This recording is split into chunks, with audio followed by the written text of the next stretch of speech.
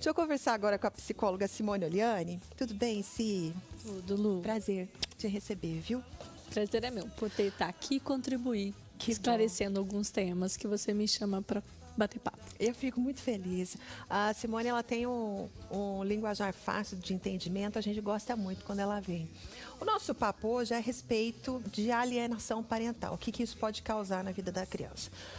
A princípio, a alienação parental é a guerra de pai e mãe na disputa de quem fica com o filho, né? É a tentativa de desqualificar o parceiro, o ex-cônjuge, impedindo que a criança mantenha o vínculo afetivo, promovendo mais a separação da criança com aquele que não ficou com a guarda. E o coitadinho fica no meio da guerra. Fica como um cabo de guerra, e na disputa desse poder todo, de que quem é mais importante na vida da criança, muitas vezes ele se esquece que a criança está ali, está no processo de desenvolvimento e de aprendizagem de como se estabelece as relações. E essas pessoas que deveriam cuidar acabam produzindo sofrimento. A gente fala de criança, mas no caso é criança, adolescente, qualquer parte menos favorecida, no caso, com menos força emocional, digamos assim. Isso. Vamos considerar criança até mais ou menos 12 anos e adolescente de 12 anos em diante. Então, tanto a criança como o adolescente acabam sofrendo nesse processo de disputa de guarda, não só de disputa de guarda, mas também num processo de desqualificação do outro pai, né, ou da mãe.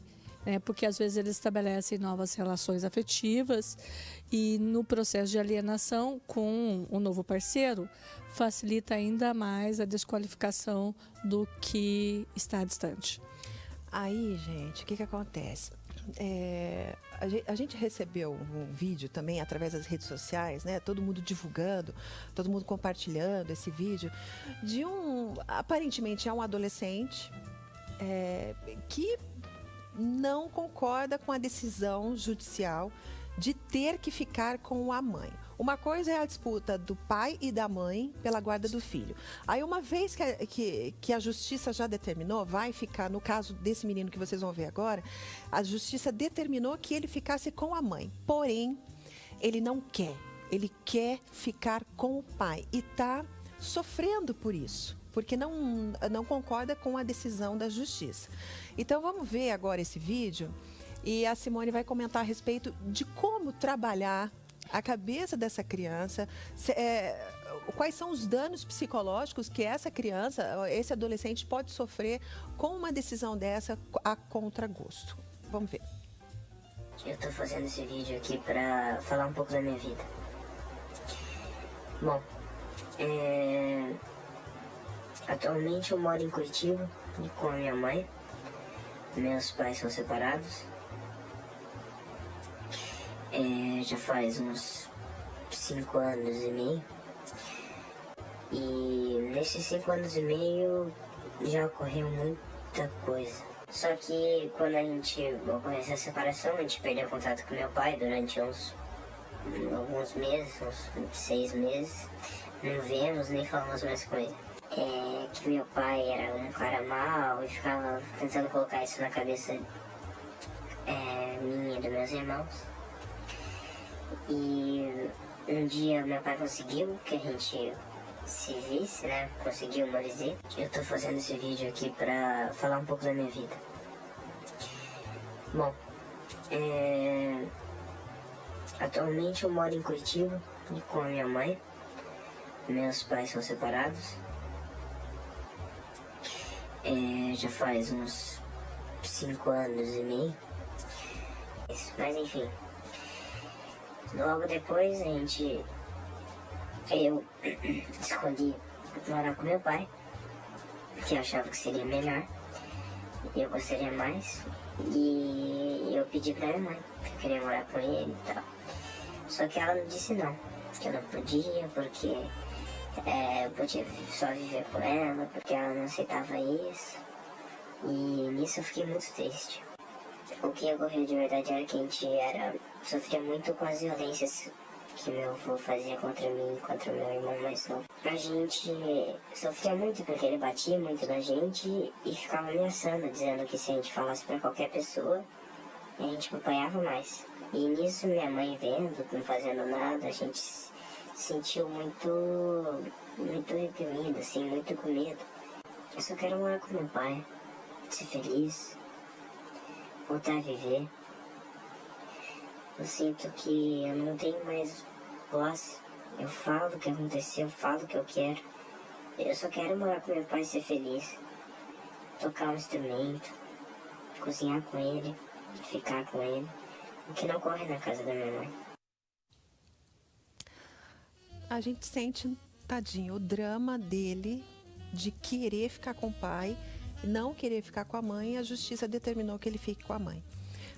Contra a decisão judicial, a gente não tá falando, esse não é o tema, tá, gente? Se a justiça está certa, quem está certo, se o pai está certo, se a mãe está certa, não é isso. A questão é a criança, o desejo da criança, o desejo do adolescente. O que isso pode trazer de consequências psicológicas para ele? Graves. Pelo tom de voz dele, eu vi o vídeo na íntegra no YouTube. O tom de voz é de muita dor, muito sofrimento. E ele fala que não tem mais vida, que ele não é feliz, então tem um quadro de depressão instalado aí. Ele fala de abusos, de maus tratos, de agressão física até, por parte de membros da família. E isto vai produzindo na criança um desamparo. Esse desamparo vai produzir sérias consequências no futuro, nas relações interpessoais que ele vai estabelecer. As pessoas que ele confiava, que devia proteger, acabam agredindo, desqualificando o pai. Ele descreve que falavam mal do pai e que se ele falasse mal do pai, ele ganhava presentes. Então, é muito sério o dano que está sendo feito com essa criança, o sofrimento. É muita punição, é muito aversivo que essa criança está vivendo nesse ambiente, e ele está buscando viver com alguém com quem ele se identifica, com quem ele está próximo, com quem há trocas afetivas.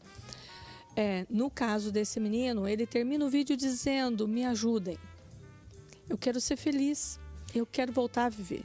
Então, quais são as consequências para esta criança? Normalmente, a gente tem visto que crianças que são alienadas, isto é, ficam longe das pessoas que ela ama, pai e mãe. Deveria ter os dois próximos, os dois com uma relação saudável. Essas crianças vão ter dificuldade de relações interpessoais, são crianças que podem apresentar um quadro de ansiedade ou de depressão, algumas vezes pode chegar ao suicídio. Outras acabam fazendo uso de substâncias entorpecentes para poder lidar com aquela aversividade. Vão ter dificuldade de confiar nas pessoas. Então, os danos são gravíssimos na medida em que vai intensificando a ação coercitiva desse tipo de relação. Então, o pai e a mãe, sabendo disso, né, sabendo do que pode acontecer, desses traumas todos da criança, tem que tomar uma atitude de imediato. Nesse caso, parece que há uma disputa jurídica. Né? A criança pede, mas tem vários outros casos em que não há uma disputa assim, em que a guarda... Eu acho que a gente precisa colocar o que está acontecendo hoje. Na sociedade moderna, as famílias eram pai e mãe, e normalmente era atribuído à mãe a guarda das crianças na separação. Entretanto, na sociedade contemporânea, os dois, o pai tem participado muito mais ativamente do cuidado dos filhos, e o pai também tem participado mais ativamente de participar da escola, fazer tarefas, acompanhar as atividades sociais, esportivas das crianças, muito mais que era no passado. Com o advento das separações, os dois gostariam de participar ativamente do processo da criança. Tem ex-pai, ex-mãe, aliás, tem ex-marido, tem ex-mulher, mas não tem ex-pai e ex-mãe. Acho que é isso que precisa ser analisado, que os dois são importantes no cuidado da criança. Desde que tanto o pai quanto a mãe desempenhem uma relação saudável com a criança. permitir que essa criança possa expressar o que pensa, o que sente, não desqualificar o sentimento da criança. Precisa ser valorizado e essa criança precisa ser ouvida. Quando ela grava um vídeo e coloca na internet, ela está dizendo: me escutem. Escute o que eu estou sentindo, valorizem o que eu estou sentindo. Nesse momento, eu quero voltar a viver. Eu só quero ser feliz. Olha, esse nosso papo aqui é para você, pai ou mãe ou qualquer membro da família que esteja de alguma forma alienando essa criança, esse adolescente. Saiba que existe uma vida ali que está sofrendo. E quando vocês atentarem para escutar o que eles precisam falar, eles estão ansiando desabafar e não estão conseguindo porque vocês se julgam adulto suficiente para que eles não se manifestem, essa criança vai crescer com sérios traumas psicológicos e a culpa vai ser sua. Extremamente sua, que não escutou o que o seu filho precisava falar e queria falar. Então, por favor, escutem o que uma criança de 4, 5, 6, 12, 15 anos precisa falar, porque eles têm direito. Uma coisa é justiça, outra coisa é desejo de um ser humano que precisa falar. Tá bom? Obrigada, Simone. Tema duro esse, né? Difícil, porque as pessoas ficam magoadas com quem elas mantinham uma relação afetiva, né? E o filho acaba sofrendo as consequências disso. Pense nisso, tá bom?